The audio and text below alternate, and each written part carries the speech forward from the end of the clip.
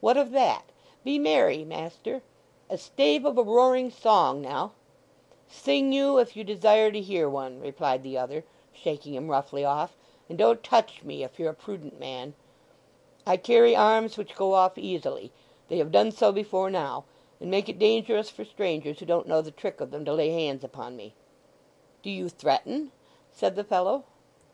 "Yes," returned the other, rising and turning upon him, and looking fiercely round, as if in apprehension of a general attack.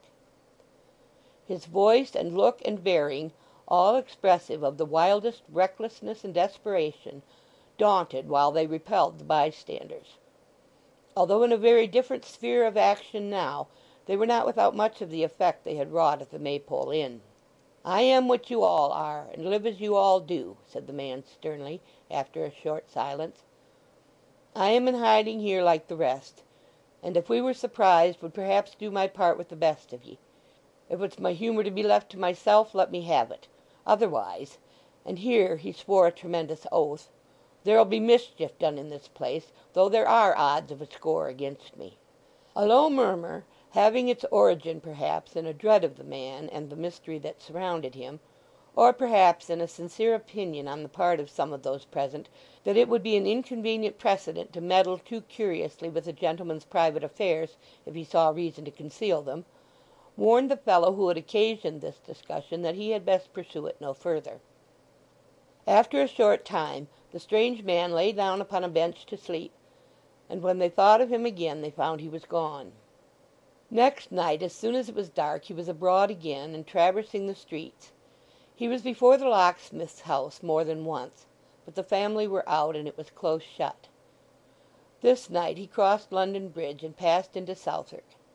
As he glided down a by-street a woman with a little basket on her arm turned into it at the other end. Directly he observed her he sought the shelter of an archway, and stood aside until she had passed. Then he emerged cautiously from his hiding-place and followed.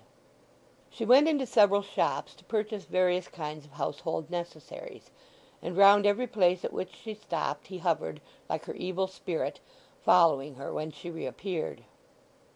It was nigh 11 o'clock, and the passengers in the streets were thinning fast when she turned, doubtless to go home. The phantom still followed her.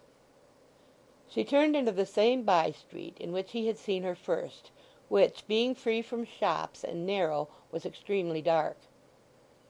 She quickened her pace here, as though distrustful of being stopped and robbed of such trifling property as she carried with her.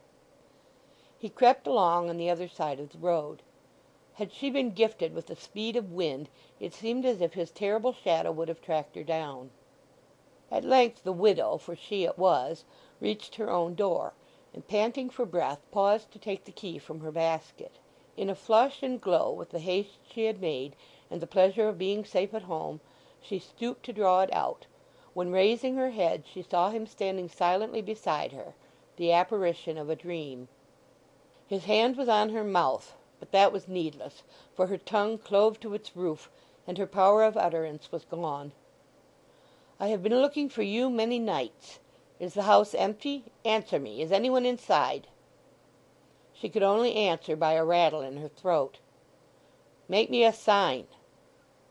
She seemed to indicate that there was no one there. He took the key, unlocked the door, carried her in, and secured it carefully behind them. Chapter 16